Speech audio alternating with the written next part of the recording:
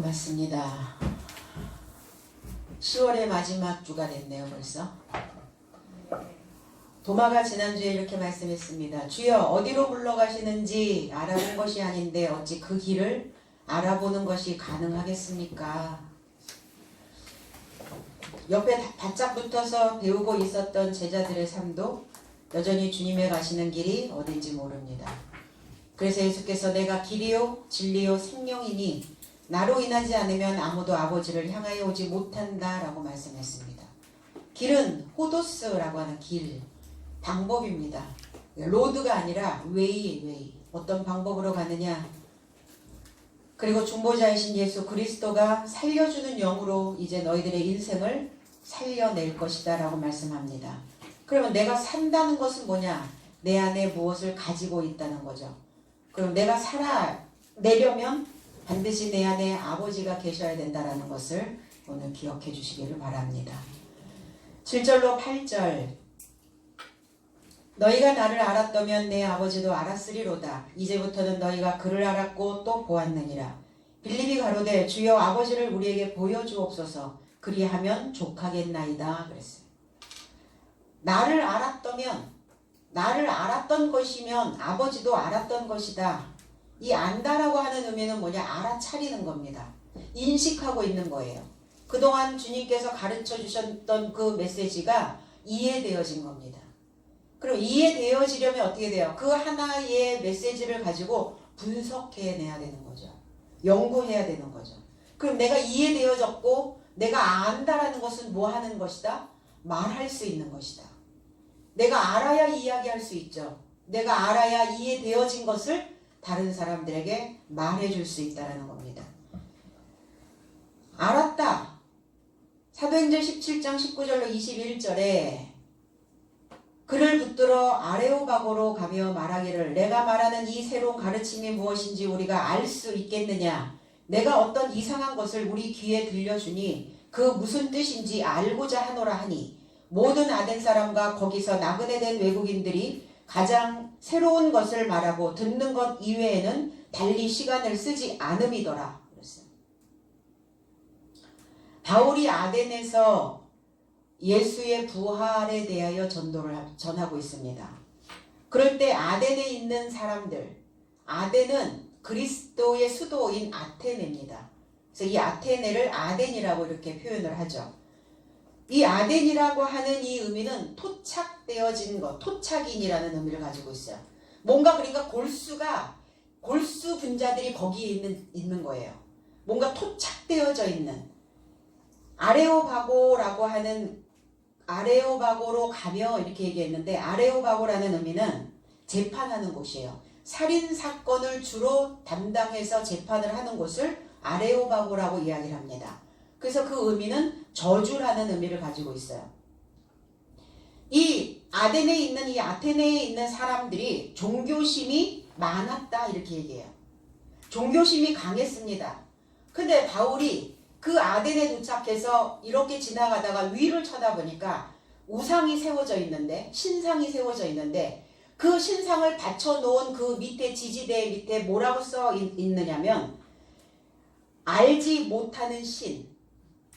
이 그노스라고 하는 단어는 알다라는 단어거든요. 근데 거기에 알파라고 하는 부정문이 하나 붙어서 아그노스토라고 하는 단어예요. 아그노스토, 알지 못하다. 뭘 알지 못하냐? 데오, 하나님을, 신을.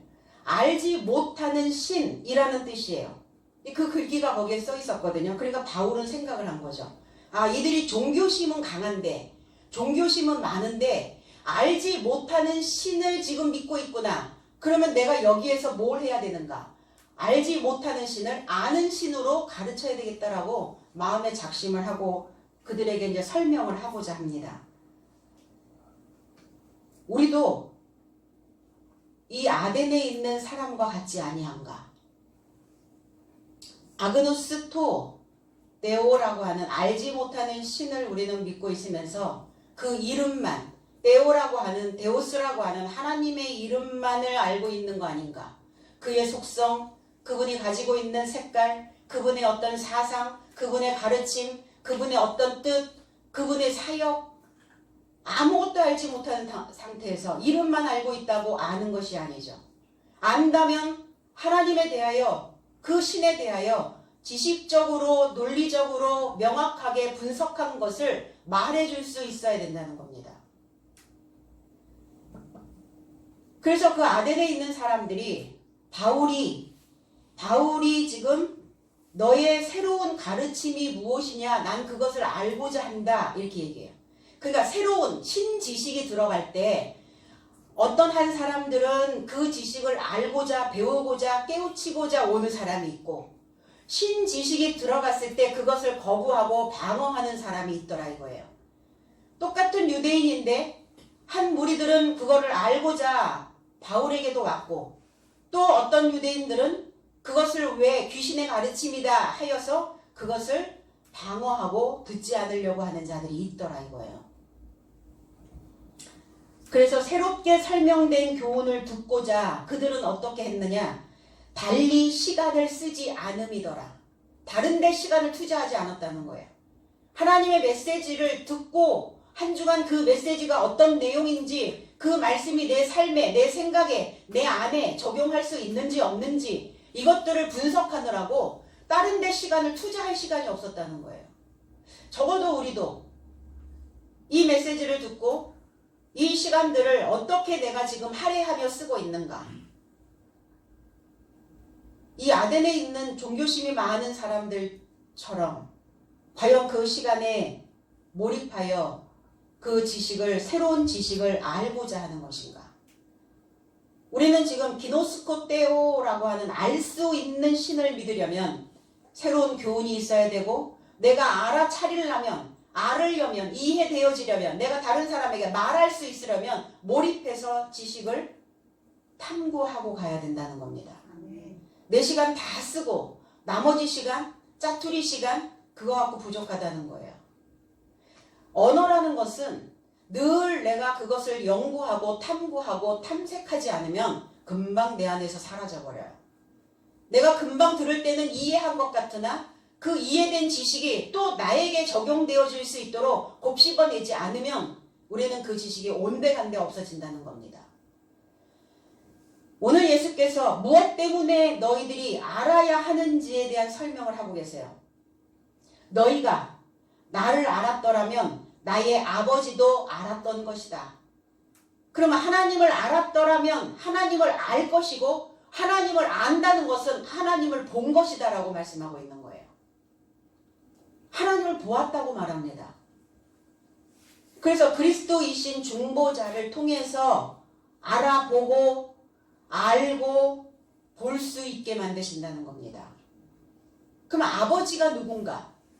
아버지, 파테르 헬라어에서는, 히브리어에서는 아버지. 그 아버지가 아버지지 뭐. 아버지는 어떤 자인가? 아버지는 어떤 존재인가? 창시자라는 거예요.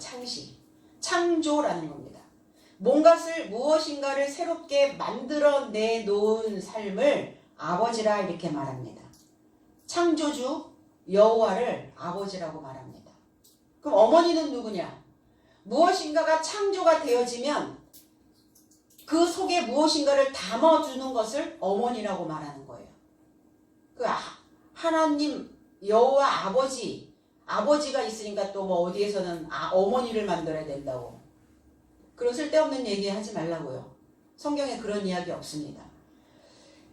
아버지의 속성 속에, 아버지라고 하는 그 틀 속에 이제 어머니의 가르침이 들어가 줘야 되는 것이죠. 아모스 5장 6절에는 너희는 여호와를 찾으라, 그리하면 살리라. 그렇지 않으면 그가 불같이 요셉의 집에 임하여 멸하시리니 베델에서 그 불들을 끌 자가 없으리라 그랬어요. 그리고 여호와를 찾으라 그랬는데 여호와가 뭐 머리에 이마에 명패를 붙이고 다닙니까? 이름표 붙이고 다녀요? 내가 예수하다, 내가 예수다, 내가 여호와다 이름 붙이고 다닙니까? 이름 붙이고 다니지 않았어요. 주님이 오셨을 때도 아무것도 표가 나지 않았어요. 오히려 그의 모습은 흠모할 만한 외모가 아니었다고 그렇게 표현합니다. 거창한 게 아니었어요. 거대한 게 아니었습니다. 다른 사람들 보기에 보암직하지 않았다는 거예요. 먹음직스럽지도 않고 갖고 싶은 탐욕도 일어나지 않을 만큼 그 지식은 그렇게 그냥 순수한 그 있는 그대로의 모습이었다는 거예요. 화려한 색깔이 입혀지지 않는 지식이었다는 겁니다. 그러니까 그 내추럴한 그 지식들을 그들은 바라보지 않았죠. 뭔가 미사여구가 많이 섞여 있고 뭔가 거대하고 뭔가 웅장하고 그리고 무엇인가 거기에 많은 것들이 감추어져 있을 것 같은 베일에 쌓인 신비로운 종교. 그러면 어때요? 우리는 뭔가 신비로워야 된다라고 이렇게 생각을 하고 있어요. 아니죠. 주님은 오셔서 그 종교의 신비로움을, 베일을 벗기기 시작하셨거든요. 그러니까 종교라고 하는 그 틀을 벗겨버리니까 어때요? 그 속에 너무나 많은 것들이 부글부글 거리고 있더라고요. 너무나 많은 것들이 부패되어져서 한쪽에서는 벌레가 끼어 있더라 이거죠. 그래, 종교라고 하는 그 큰 가르침은 우리의 속에 무엇이 들어있는지를 낱낱이 다 드러내는 겁니다. 밝히. 이게 여호와의 사역이고 이것이 아버지의 속성들이라는 겁니다. 찾으라 그랬어요. 찾으려면 어떻게 해야 됩니까? 길을 찾으려면 어떻게 하셔야 돼요? 내가 처음 가는 길인데 잘 알지 못해. 요즘 내비게이션이 있으니까 내비 치면 되니까. 아니면 이정표 보고 갑니까? 이 길손들은 물어야 됩니다. 길을 물으셔야 돼요. 내가 지금 가고 있는 방향이 맞는지 맞지 아니하는지, 내가 지금 올바른 방향을 내고 가고 있는지, 속도는 적당한지, 방향성은 어떤지, 이 길손들은 길을 물으셔야죠. 자, 물었으면 뭐 하셔야 돼요? 그 사람이 가르쳐준 대로 그냥 가는 것이 아니라 탐색하셔야죠.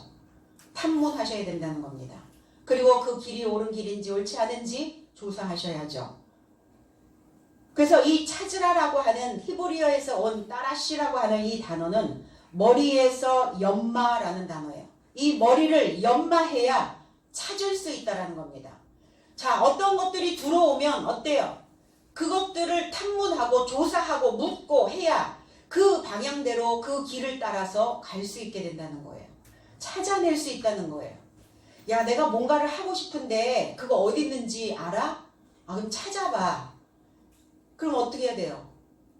탐색해야죠. 조사해야죠. 그게 어디에 있는지.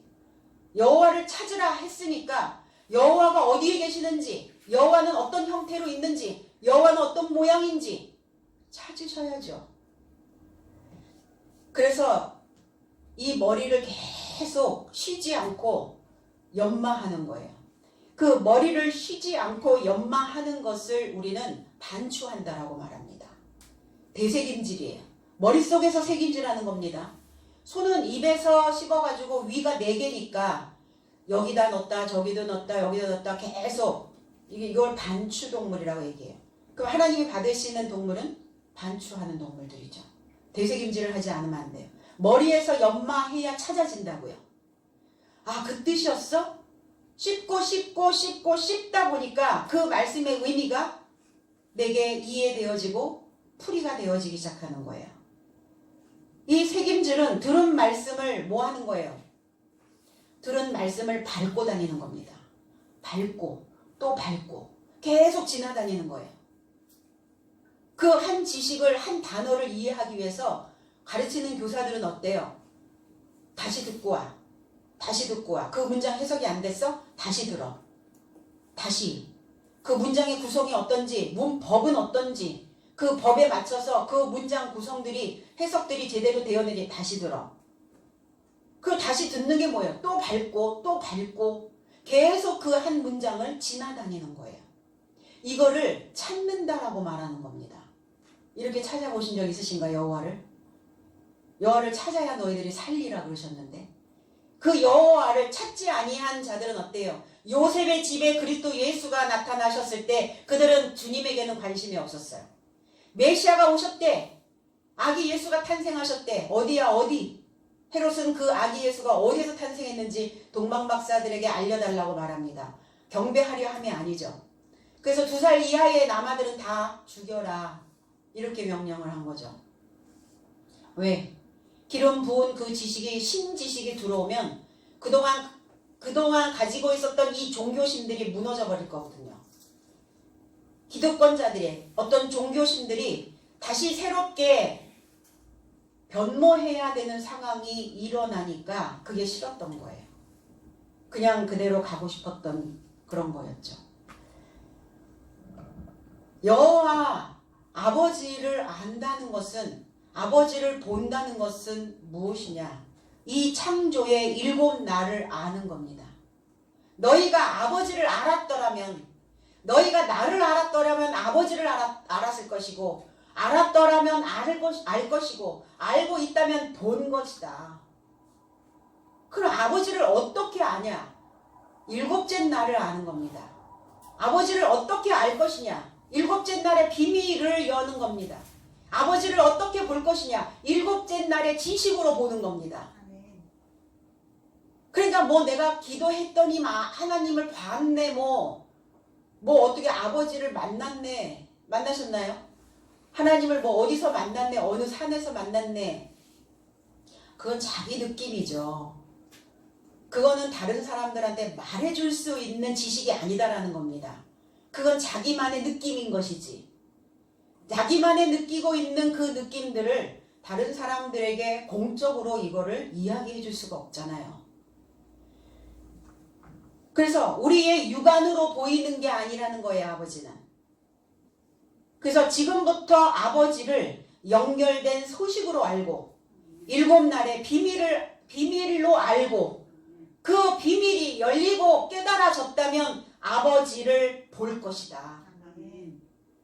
성경은 그렇게 표현하고 계시거든요. 그럼 아버지를 보려면 하루아침에 보이는 게 아니에요. 내가 기도를 10시간, 20시간, 24시간을 해도 아버지는 나타나지 않아요. 알아야 나타나요. 씨를 막 심으면 보이나요? 씨 심으면 보여요? 안 보이잖아요. 다 덮여 있잖아요. 토양에 다 덮여 있단 말이에요. 그런데 어느 날 움이 터야 보인다는 거예요. 그러니까 우리 속에 말씀이 뿌려지는데 지금 아버지가 안 보여.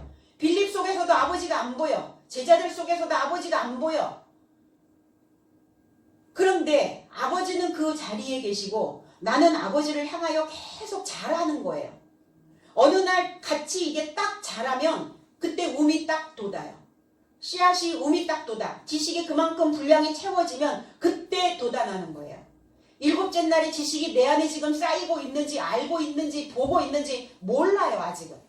그런데 어느 날 그 분량만큼 자라면 이제 내 삶 속에서 싹이 나는 것을, 하나님의 생각이 무엇인지를, 아버지의 뜻을 내가 어떻게 감찰하고 가야 되는지에 대한 그 책임감이 내 안에 만들어진다는 겁니다.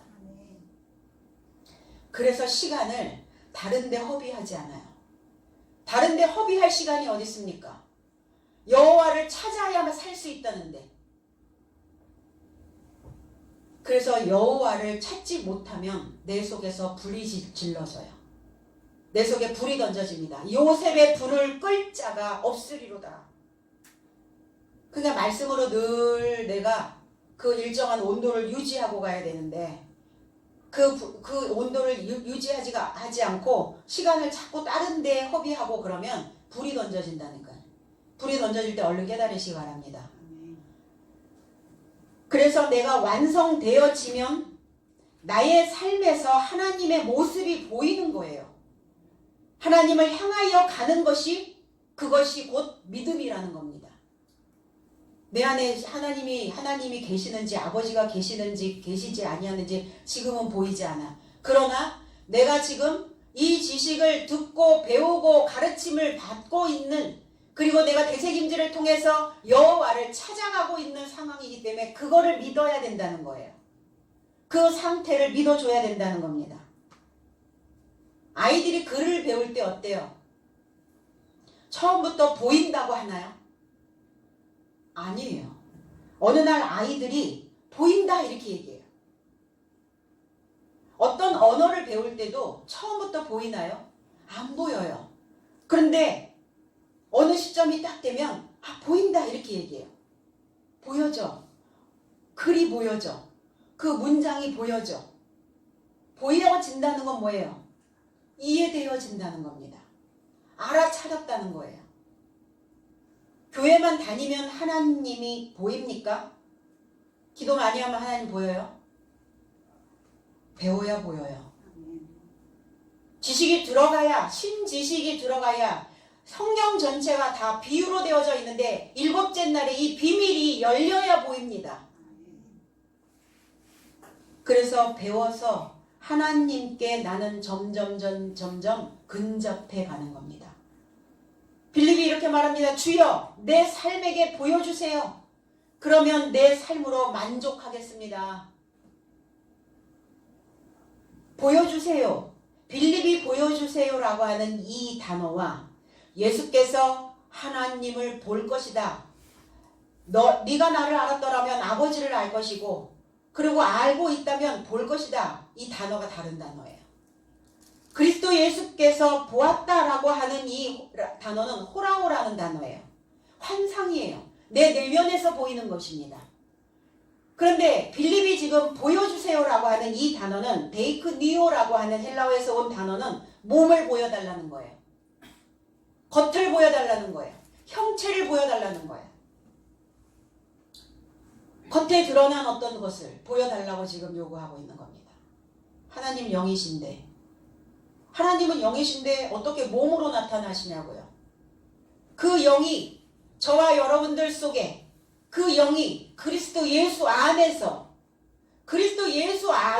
지금 계시는 거예요. 그러니까 내 안에 있는 생각이 내 삶을 반영하죠. 내 안에 들어있는 생각들이 그 사람의 모습을, 그 사람의 삶을 보여주게 됩니다. 그리스도 예수 안에 계신 하나님이 그리스도 예수의 형체로 나타나신 것을 이들은 알지 못하고 있는 거죠. 그래서 다른 의미, 보았다, 볼 것이다, 보여주세요. 동상이몽이죠. 같은 자리에서 관점이 다르다는 겁니다. 제자들이 아직 7날의 지식으로 새로워지지 못하고 있기 때문이에요. 창조되지 못하고 있다는 거예요. 나에게 보여주시면 내가 족하겠나이다. 만족하겠나이다. 우리 신앙생활 왜 하나요? 만족하기 위해서. 오늘 하루를 왜 살죠? 만족하려고. 만족이 되지 않으면 어때요? 불만족이 생기죠. 불만족. 그럼 우리가 하나님에 대하여 불만족스러운가? 아니면 하나님에 대하여 만족스러운가? 오늘 나가는 이 주일날 나가는 이 설교가 내 마음에 내가 깨달을 수 있을 만큼의 그 지식을 던져주셨는가? 만족하는가? 불만족하는가? 그래서 어떠한 프로그램이 하나 끝나면 우리는 만족도 조사를 합니다. 고객 만족도가 높은가? 아니면 불만족스러운가? 그럼 불만족스럽다면 뭐 하셔야 돼요? 보완해야죠. 목사님 오늘 그 설교가 불만족스러웠습니다. 주마다 이게 좀 만족도 조사를 좀 했으면 좋겠어요. 교회들마다. 그래서 메시지를 어떻게 그러면 전해야 될까? 목회자들이 고심하고 연구하고 탐구하고 그 한 단어를 열어주기 위해서 그 많은 시간들을 좀 할애하는, 다른 데 시간 쓰지 말고 거기에 좀 투자하는 그런 목자들이 좀 됐으면 좋겠다라는 바람을 가져봅니다. 만족하다라는 것은 뭐예요? 넉넉하다라는 거예요. 충분하다라는 겁니다. 만족이 얻어지지 않으면 어때요? 늘 불만족스러워서 내 속이 늘 뭔가가 꺼끌거리는 것들이 돌아다니게 되죠. 디모데전서 6장 8절에 나의 삶이 먹을 것과 입을 것을 가졌으니 이것으로 만족하게 될 것이다. 이게 해석본이에요. 그런데 개역성경은 우리가 먹을 것과 입을 것이 있은즉 족한 줄로 알 것이니라. 좀 다르죠, 뉘앙스가. 이 먹을 것과 입을 것이 있으면 족한 줄로 알 것이다. 이거와 나의 삶이 먹을 것과 입을 것을 가졌으니 이것으로 만족하게 될 것이다. 확정입니다. 만족하게 될 것이다. 그러니까 족한 줄로 알아. 좀 부족해도 먹을 거 입을 거 있으면 그냥 족한 줄로 알아. 그렇게 살아. 그렇다고 생각하고 있어. 이게 설득이 아니에요. 성경은. 설득이 아니라 그렇다 이렇게 말씀하시는 거예요. 그렇게 될 것이다. 먹을 것과 입을 것을 가졌으면 너희가 만족하게 될 것이다. 먹을 거 있으시죠? 입을 거 있으시잖아요. 그럼 우리 입으로 들어가는 것과 입으로 들어가는 것만 먹는 겁니까? 내 이 몸뚱아리에 걸치는 것만 오십니까? 그걸 얘기하시는 게 아니죠. 먹을 것은 뭐냐? 땅입니다. 땅에서 나오는 소산으로 먹을 것이요. 나의 땅이, 내 마음의 땅이 먹을 것이 되어져야 돼요. 내 마음에 불만족스러운 것들이 가득 쌓이면 내 땅은 먹을 것이 없어요. 내 땅을 먹을만 한가? 그럼 먹을만 하다는 것은 뭐냐? 옥토여야 된다는 거예요. 기름져야 먹을 것이 있죠. 빼빼 마르고 황폐되어진 그 땅을 어떻게 먹냐고요.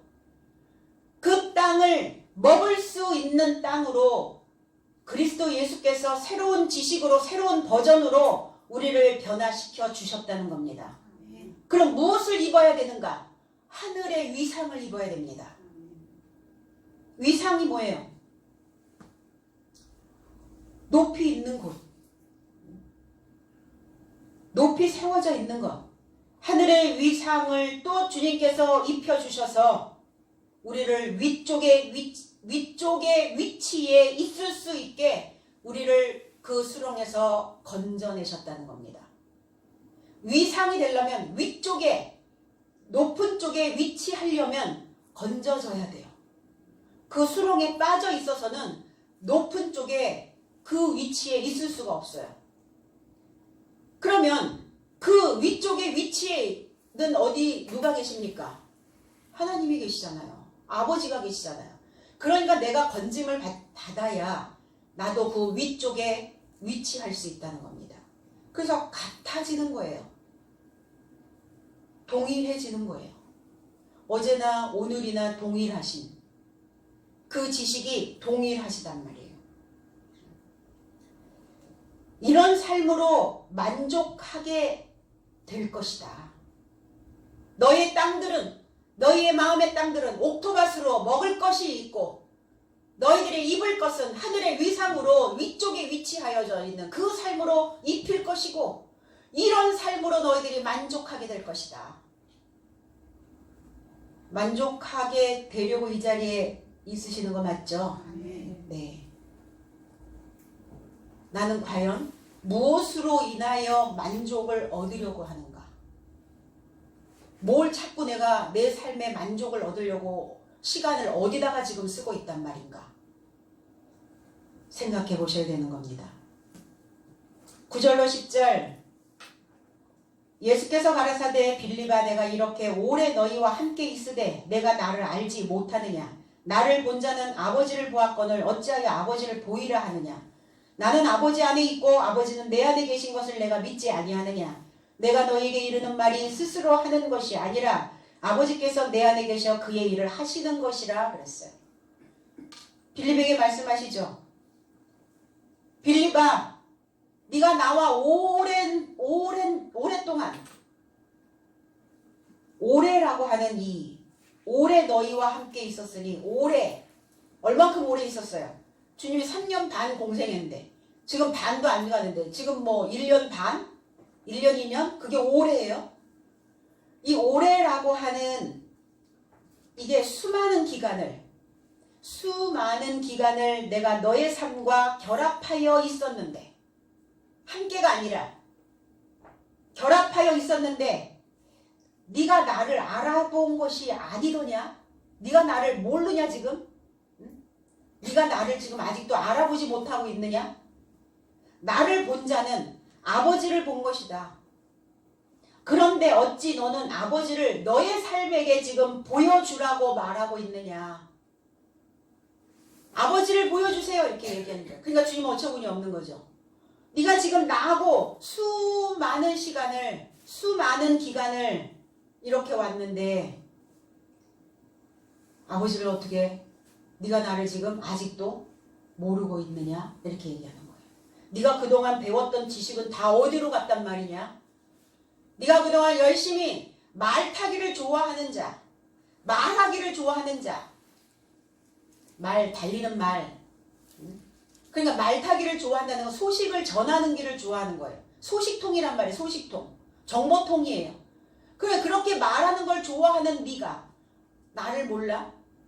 그럼 나를 모르고 네가 그동안 무슨 말을 했단 말이야? 그럼 모르는 것에 알지 못하고 깨닫지 못하는 것을 너의 느낌대로, 네 종교대로 그렇게 얘기했단 말이냐? 물어보고 계시는 거죠. 주님께서 요한복음 10장 30절에 나와 아버지는 하나다라고 말씀하신 적이 있어요. 아버지와 나는 하나다. 하나야 하나. 따로따로 있는 게 아니라 둘이 아니라 하나야. 같은 성량, 같은 성분, 같은 함량, 같은 질, 같은 양. 같아 하나야. 따로가 아니야. 분명히 이렇게 말씀하신 바 있는데도 빌립은 아직 깨닫지 못하고 있었던 거죠. 오래 수많은 기간을 수많은 기간, 이 기간이라고 하는 이 단어는 크로노스라고 하는 단어예요.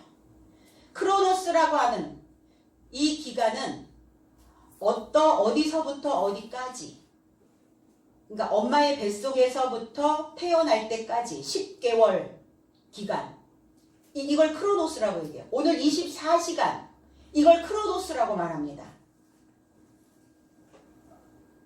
근데 이 기간에, 이 크로노스라고 하는 이 기간을 24시간이라고 하는 기간이 우리에게 주어졌어요.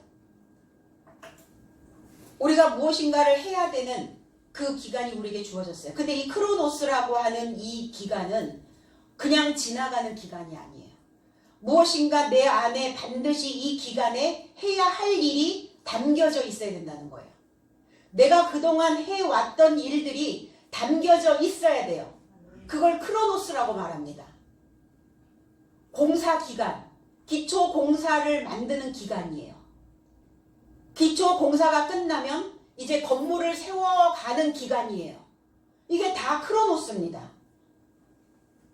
그러면 공사가 끝나면 그 다음 단계가 진행이 되고 또 크로노스입니다.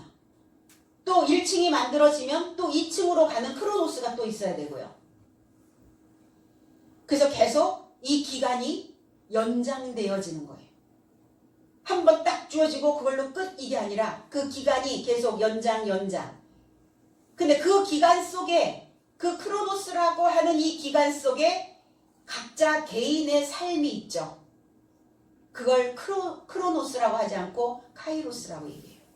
카이로스. 각자의 시간. 24시간 똑같이 주어졌는데 각자 하는 일이 다 달라. 365일이라고 하는 이 1년의 크로노스가 만들어졌는데 1년 동안 하는 일이 다 달라. 그걸 카이로스, 각자의 시간. 그러나 전체의 시간을 크로노스라고 이야기를 합니다. 만약에 이 크로노스라고 하는 이 기간이 연장이 되지 않는다. 그러면 죽는 거예요. 우리는 지금 다 기간이 연장되고 있는 겁니다. 기간이 연장되지 않은 사람은 어제 죽은 거예요. 그러니까 그 크로노스의 기간이 끝나버린 거예요. 그러니까 그렇게 크로노스 기간 동안 내가 너한테 그렇게 말씀으로 너를 이 기간 동안 담아두고 표시해 주었거늘 여전히 너희는 아직도 하나님을 어떤 그 바깥에 계시는, 어디에 계시는 그러한 분이라고 지금 너희들이 보여달라고 말하고 있는 것이냐. 로마서 7장 1절에 형제들아 내가 율법 아는 자들에게 전하노니 너희는 율법이 사람이 살아있는 기간에만, 어느 기간, 이게 크로노스예요. 살아있는 동안 이랬는데 개혁성경은 동안이 아니라 살아있는 기간에만 지배하는 줄 알지 못하느냐 그랬어요. 그러면 크로노스의 시간이 주어졌다면 각자 우리가 해야 되는 이 크로노스 시간에 뭘 해야 되느냐? 법을 담아야 해요. 기초공사하는 거예요. 기본기를 만드는 겁니다. 교회 생활을 하면서 율법이 어느 기간에는 나를 지배하게 만들어야 돼요. 만약 교회 생활을 통해서 율법의 지배를 받지 않고 있다면 그 인생에는 크로노스가 만들어지지 않았다는 거예요. 교회 생활뿐만이 아니에요. 교회 생활, 직장 생활, 사회 생활, 가정 생활, 개인 생활 다 생활이에요. 근데 크로노스가 만들어지지 않은 사람, 크로노스가 없는 사람들은 법이 나를 지배하지 못하는 거예요. 초등학문 아래서 종으로 훈련받는 기간입니다. 이게 크로노스예요. 크로노스 기간이 없으면 무법자예요. 무법. 법이 없으니까 어떻죠? 교회에서 지켜야 할 룰도, 가정에서 지켜야 할 규칙도, 조직 안에서 행해야 하는 질서도 없는 자입니다. 그래서 크로노스는 우리가 지금 달력이 넘어가듯이 이것도 크로노스예요. 오늘 하루가 지나가는 이 크로노스는 보이는 기간뿐만이 아니라 나의 생각의 기본을 만드는 시간입니다. 기본을 만드는 기간이에요. 그 기간에 뭐 했어? 그 기간 줬잖아. 하나님께서 우리에게 기간을 주신 겁니다. 뭐 하라고? 기본기 만들고 법 만들어서 제대로 생활하라고. 제대로 인간다운 생활 좀 하라고. 법이 있어야 이게 해야 되는 일이야 하지 말아야 되는 일이야가 구별이 되어집니다. 법이 없으면 하면 안 되는 일이 있어도 자신의 욕망을 채우기 위해서 그 질서를, 룰을, 법을 파괴한다는 겁니다. 그러니까 크로노스가 안 되어 있는 사람들은 자기만 좋으면 끝이에요. 나만 좋으면 돼. 나로 인해서 누가 힘들지 않은지 두리번거리지 않는다는 겁니다. 그동안 크로노스가 없었어요. 자, 기간 연장. 어제 끝나지 않고 오늘 우리는 알지 못하지만 하나님께서 나의 크로노스의 그 기간을 오늘 연장해 주셨어요. 그럼 오늘 크로노스를 내 것으로 만들어 가시기를 바랍니다. 수많은 기간 동안 내가 살면서 나는 어떤 인생을 살았는지, 어떻게 살고 있는지 생각해보고 내 자신을 반성도 해봐야 된다는 겁니다. 후회하지 마세요. 후회하지 말고 반성하세요. 반성해야 결합되어질 수 있어요. 교회에서 자꾸 이제 반성도 하라고 해요. 그러니까 회개는 반성이 끝난 다음에 회개예요. 회개라는 단어는 뭐냐면 반성문 쓰는 게 아니라 결합되어지는 거예요. 깨달아 변화되는 겁니다. 이걸 회개라고 얘기해요. 그러니까 반성이 먼저 돼야 회개가 될 수 있죠. 돌이킬 반입니다. 돌이킬 반. 성은 살펴볼 성. 돌이켜서 나를 살펴보라는 거예요. 이렇게 해도 되는지, 이렇게 말해도 되는지, 이렇게 행동해도 되는지, 이런 말과 행동에 잘못이 없는지 돌이켜보고 뉘우쳐야, 그래야 아버지가 내 안에, 내가 아버지 안에 거주할 수 있다는 겁니다. 제자들과 주님께서 결합되어 있지 않으니 예수를 알아본 것이 아니다. 그 사람과 사람과의 관계 속에서도 그렇지 않나요? 결합되어지지 않으면 상대를 몰라요. 남편과 아내가 결합되어지지 않으면 남편의 마음이 무엇인지 아내의 마음인지 몰라요. 부모와 자식이 결합되어지지 않으면 부모의 마음이 뭔지 자식의 마음은 무엇인지 그 부모가 알 바가 아니에요. 스승과 제자도 결합되어져 있지 않으니까 스승의 마음이 어떤 마음인지 제자의 마음이 어떤 마음인지 돌이켜 살피지를 않는다는 겁니다.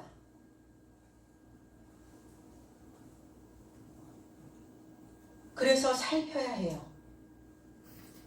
나로 인해 속상한 일은 없는지, 누군가 나로 인해서 고달프게 살아가고 있지는 않은지 배려해야 된다는 거예요. 그럼 결합이 되지 않으면 소통이 안 되죠, 당연히. 소통이 안 되면 뭐가 안 이루어져요? 낙원이 이루어지질 않아요. 결합이 되어져야 낙원이 만들어집니다. 누가복음 23장 43절에 그리스도 예수께서 십자가상에 못 박혀 돌아가실 때에 그때 우평 강도와 좌평 강도가 있었어요. 우평 강도가 그리스도 예수께 이렇게 말합니다. 주님의 나라에 이르를 때 자기를 기억해달라고 이렇게 얘기를 해요. 우평 강도가. 그러니까 예수께서 이르시되 내가 진실로 내게 이르노니 너는 오늘날 나와 결합하여 낙원 안에 있을 것이다. 그러니까 남편과 아내가 결합이 안 되면 어때요? 맨날 속이 시끄러워. 내가 말해도 듣지 않고, 저 사람이 말해도 듣지 않고, 자녀가 말해도 안 듣고, 부모가 말해도 안 듣고, 말씀이 나가도 안 듣고, 법을 만들려고 하질 않아요. 내가 스스로. 그러니까 어때요? 맨날 속이 덜컹거리고 속이 시끄럽죠. 낙원은 그 말과 이치에 맞는 그 말과 결합이 되어져야 낙원이 되어질 수 있어요. 낙원이 뭡니까? 지상 낙원? 죽어서 낙원이 아니에요. 살아있는 동안의 낙원이에요. 즐거울 낙, 동산원. 그걸 에덴 동산이라고 말합니다. 에덴. 즐거움의 동산. 그래서 서로 가정 안에서, 직장 안에서, 사회 안에서, 교회 안에서 이게 결합이 되어져야 즐거움의 동산이 만들어질 수 있어요. 에스겔 36장 33절에 사람이 이르기를 이 땅이 황무하더니 이제는 에덴 동산같이 되었고 황량하고 적막하고 무너진 성읍들의 성벽과 거민이 있다 하리니 그랬어요. 예전에 너희 상태가 어땠어? 크로노스라고 하는 그 기간 동안 법을 만들지 않았을 때는 너희 땅이 황무하고 황량하고 적막하고 무너져 있고 형편없었어. 네 인생이. 형편없이 생각하고 있었어. 사람의 소리를 듣지 않았어. 돌아보지 않았어. 살펴주지 않았다고. 내가 이렇게 할 때 어떨까? 내 가족은 어떨까? 내 주변 사람들은 어떨까? 생각하지 않았다고요. 그런데 이제는 에덴 동산 같이 되었고 그랬어요. 무엇 때문에? 율법이 들어가야 법이. 누군가 율법은 그래서 들어가면 그 사람이 죽어요. 그럼 모세의 사역도 해야 되고 우리가 때로는 여호수아의 사역도 해야 되고 세례 요한적 사역도 해야 되고 그리스도 예수의 사역도 해야 되는 것이죠. 그 기간이, 그 사람의 그 기간을 잘 담아두고 왔는가 그렇지 않은가를 보시고 그 기간이 너무 짧아서 그 법이 그 안에 그 기간 동안 다 들어가지 않았다면 지금부터 그 기간을 만들어 주셔야 되는 거예요. 아멘. 법이 들어가서 기초공사가 되면 크로노스가 되어집니다. 내 속이, 내 땅이, 내 사고가 낙원이 되어져야 서로를 보는 거예요. 그를 보는 겁니다. 그 사람의 마음을. 저 사람이 저렇게 말을 하는데 내가 저 말을 듣나? 안 듣나? 왜 안 들을까요? 내 땅이 지금 황량하고 황무하고 적막하고 그러니까 안 들려요. 들어오면 메아리만 치는 거예요. 담아두질 않는 거죠. 그래서 서로 지금부터 뭐 하셔야 된다고요? 이제 남은 기간, 우리에게 남은 기간이 있죠. 지금까지 온 기간은 어쩔 수 없고 지금까지 거기에 법을 못 담았다면 그 기간 어쩔 수 없어요. 그렇다면 지금부터 그 기간을 이제 잘 가셔야 돼요. 남은 기간 동안 뭐 하셔야 돼요? 서로를 보시고 저 사람이 말하는 의미가 무엇인지 저 사람은 왜 저렇게 말하는지 그 모습들을 돌아보고 살펴줘야 된다는 겁니다. 그럴 때 내 안에 아버지가 아버지 안에 내가 계신 것을 믿을 수 있게 됩니다.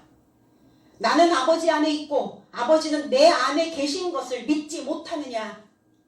내가 너에게 전하는 말, 내가 너희에게 지금 가르치는 이 말은, 이 해석은, 이 흐레마는 내 자의적으로 해석한 것이 아니다. 내 스스로 만들어낸 꾸며낸 말이 아니다. 내 안에 계시는, 내 안에 거주하고 계시는 아버지 자신이 이해시켜 주시고 깨닫게 해주시는 그 영을 주심으로 인하여 내가 그 사역을 행하고 있는 것이다. 내가 전하는 이 말도 내가 감정이 상해서 때로는 내 기분이 나빠서 그냥 뱉어내는 말이 아니다. 내가 무엇인가 너에게 전하고자 하는 말, 분명히 이 말이 너희 속에 들어가서 뼈가 되고 살이 되고 피가 되기를, 하나님의 법이 만들어지기를 간절히 원하여 하는 말이다. 그러니까 내가 하는 말로 듣지 말고 하나님이 해석해 주시는 그 말로 너희들은 알아들어야 된다.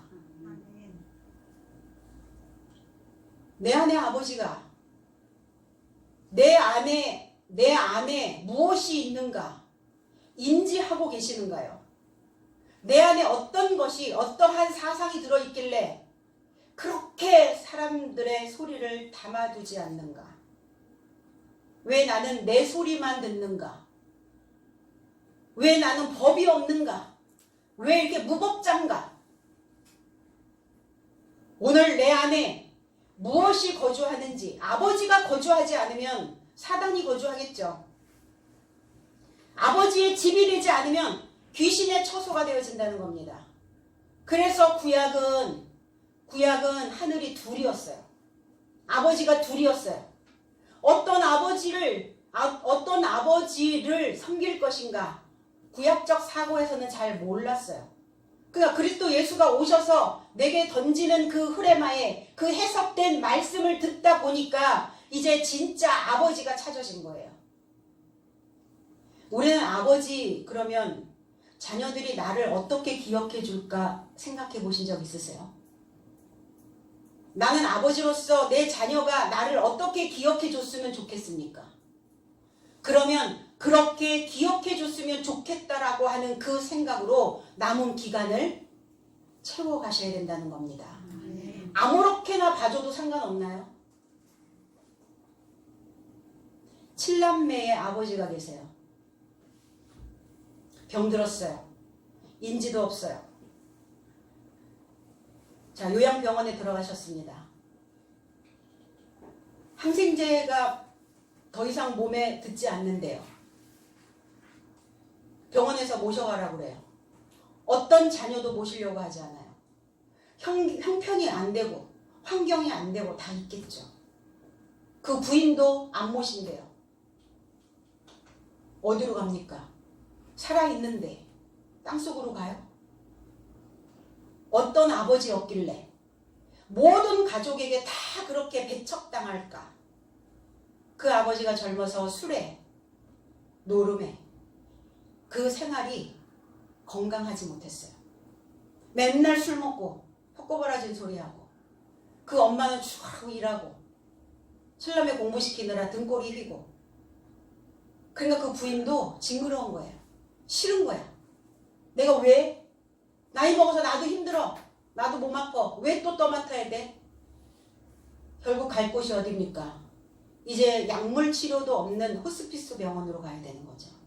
죽을 날 손꼽아 기다리는 호스피스 병원. 자녀들이 7이 있으면 뭐 할 거예요? 아버지로서의 존재감이 그들 속에 없는 겁니다. 그냥 짐덩어리인 거예요. 우린 아버지 그러면 어떤 추억이 있어요. 어떤 정서가 있습니다. 내 육신의 아버지로부터 그 정서를 물려받지 않은 자들은 말씀 안에서 하나님 아버지를 통해서 또 맺고 가기도 해요. 그런데 육신의 아버지가 있으면, 이 말씀을 듣고 있다면, 신앙 안에 있다면 적어도 육신의 아버지인 나는 내 자녀에게 무엇을 줄 것인가, 어떤 정서를 줄 것인가를 한 번은 생각해 주셔야 된다는 겁니다. 내가 전하는 이 말을, 주님의 사역은 뭐였습니까? 우리가 해야 되는 일이 뭐예요? 전하는 일입니다. 너의 생각이 해석이 안 돼? 해석해주는 일이에요. 흐레마의 말씀을 전하는 일입니다. 마음이 하나인 아버지와 내가 마음이 하나로, 내가 곧 하나님이다. 네가 나에게 이르도록 믿었다면 하나님을 본 것이다. 그러면 어때요? 아버지와 그리스도 예수와 사도들이, 그럼 이 시대는 저와 여러분들은 사도입니다. 아버지와 그리스도 예수와 나의 사역이 하나 되어지는 것을 삼위일체라고 말하는 겁니다. 내가 깨닫고 내 삶 속에서 무엇이 있어져야 되는 것인가를 알아차릴 때 그 존재가 드러나게 돼요. 내가 어떻게 살아야 되는지, 내가 아버지로서, 엄마로서, 선생으로서, 감독자로 어떻게 살아야 되는지 이제 알았다면 그 삶에서 하나님을 볼 것이다. 그럼 저와 여러분들의 삶 속에서, 저와 여러분 이 사도의 삶 속에서 하나님을 볼 수 있어야 된다는 거예요. 많은 사람들이 하나님을 보고자, 하나님을 본 자가 있냐고요. 하나님 봤다고 얘기하긴 하죠. 나는 아버지 안에, 아버지는 내 안에 어떻게 계시는가?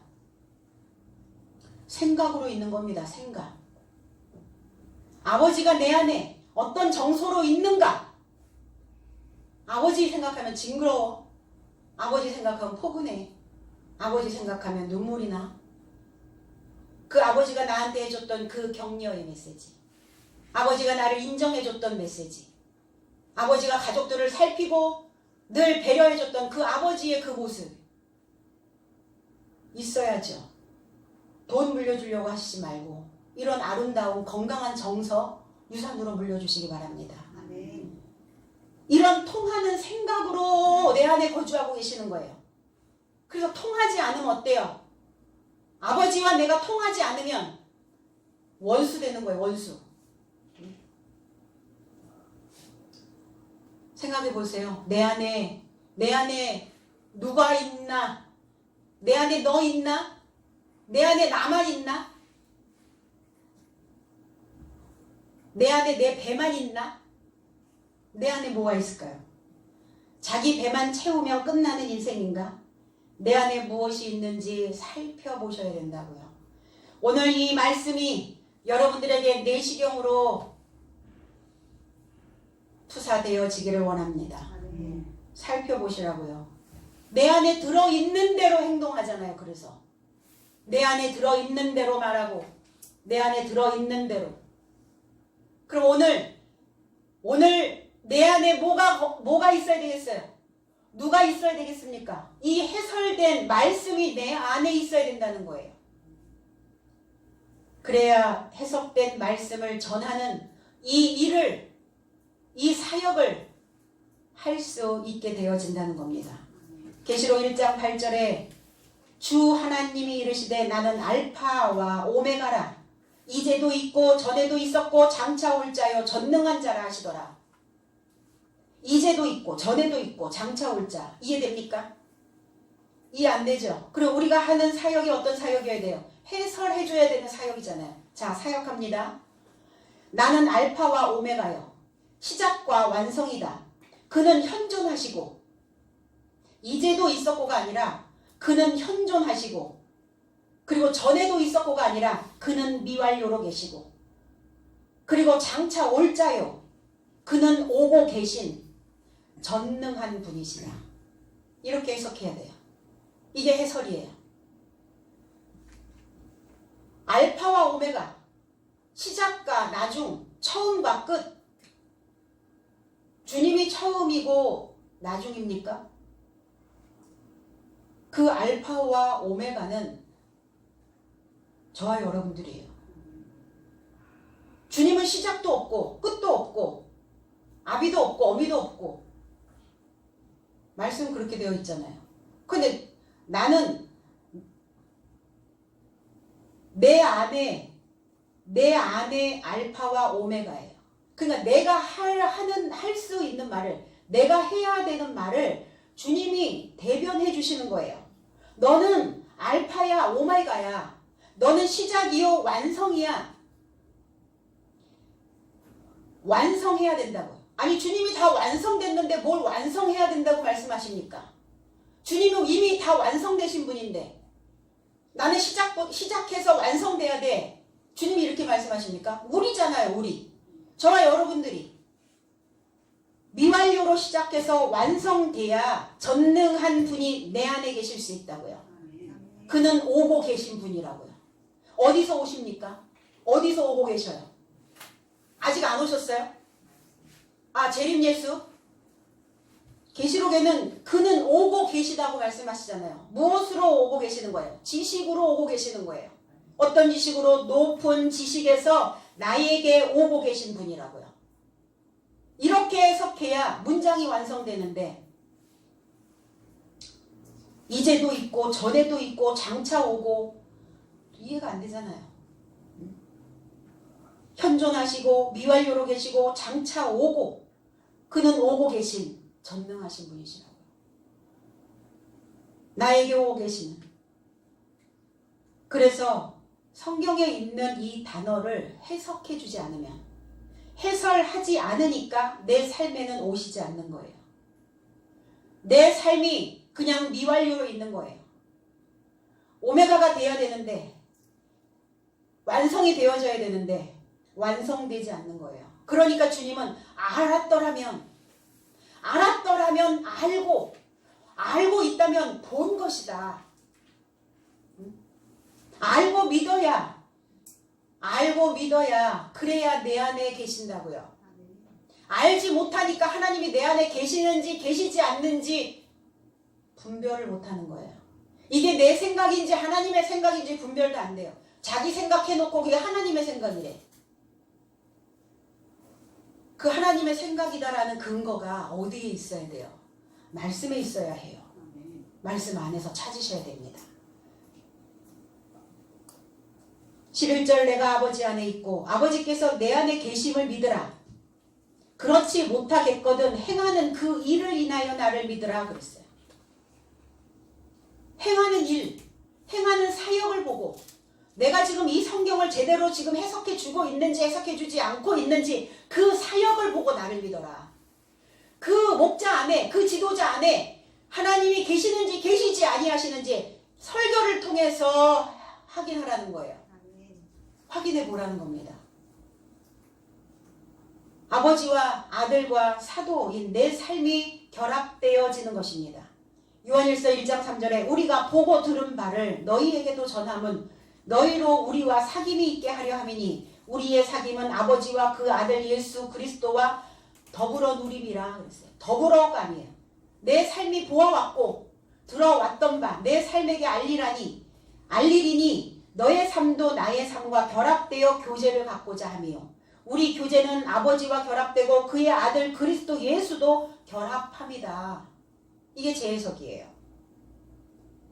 더불어 누리는 게 아니에요.